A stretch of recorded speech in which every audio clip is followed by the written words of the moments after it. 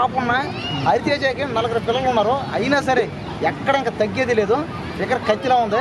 ఇంకా నైని పవనే ఆహా లాస్ట్ సీజన్లో నైని పవనే 1 వీక్ ఉండింది. కానీ ఈ సీజన్లో నైని పవనే కప్పు కొట్టే ఛాన్స్ కూడా ఉన్నాయి.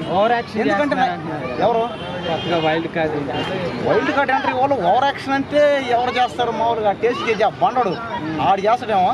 ఆ బండోడు ఒకడు ఈడు ఉన్నాడు, ఆడు గౌతమ్ కూడా ఆడు కూడా ఓవర్ యాక్షన్ కాడే. ఈడున్నాడు ఇంకొకడు ఆడేవాడు, ఆడి పేరు గుర్తురాదు. ఏం పేరు ఆడి పేరు? గౌతమ్ కాకుండా ఇంకోడు ఎవడో మెహబూబా ఎవడు ఆడు కూడా అంత మాత్రం ఆడేం లేదు. ఆ గంగవ్వ బాగా ఆడుతుంది. గంగ ఓకే. ఇంకా మిగతా వాళ్ళల్లో ఇంకా నాకైతే నైని పవనే ఓకే. నాకు అలాంటి వాళ్ళని పెట్టాలి బిగ్ బాస్లో.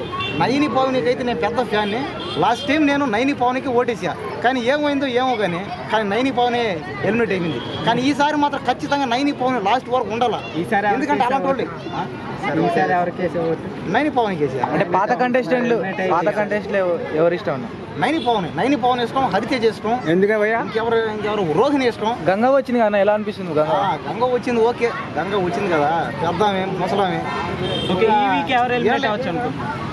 ఈ వీక్ ఎవరు ఎలిమినేట్ అవుతారు? అయితే ఆ తేజ ఒకడు, ఆ గౌతమ్ ఒకడు, ఆ మేఘ ఒకడు, వీళ్ళందరూ వేస్తే దండగా వీళ్ళందరూ బయట వేసిండే.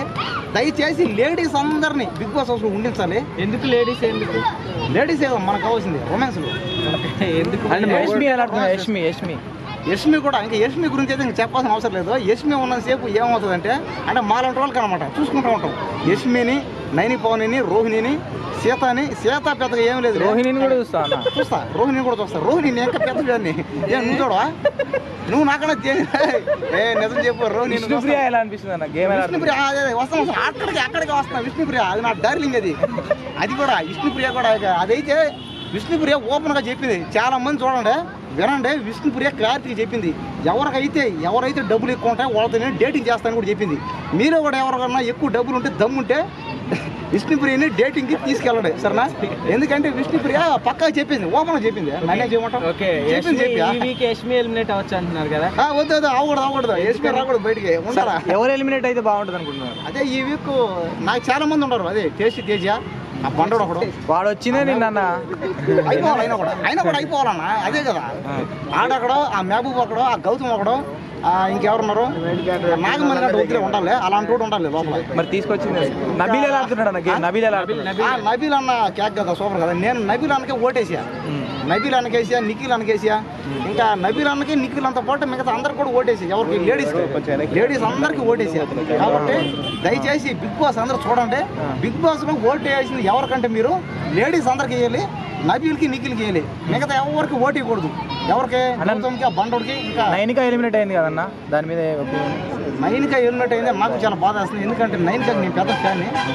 పైగా నైనికా నేను చాలా ట్రై చేసా. నైనికా ఎలిమినేట్ అయ్యి బయటకు వచ్చిన తర్వాత నేను హోటల్ కూడా పోయి చాలా ట్రై చేసా. కానీ నాకు పడలా. నన్నేం చేయమని చెప్పండి. కానీ ట్రై చేయాలి కాబట్టి నేను అందరినీ ట్రై చేస్తాను. పైగా బిగ్ బాస్ చూసినంతసేపు నేను ఏంటంటే ఫుల్ కాన్సన్ట్రేషన్. అంటే బిగ్ బాస్ లో ఎలిమినేషన్ అందరూ అమ్మాయిలే అవుతున్నారు, ఎందుకు అనుకోవచ్చు? అదే ఎందుకు అవుతున్నారంటే ఇంకా సోనియా అయింది, నైనికా అయింది.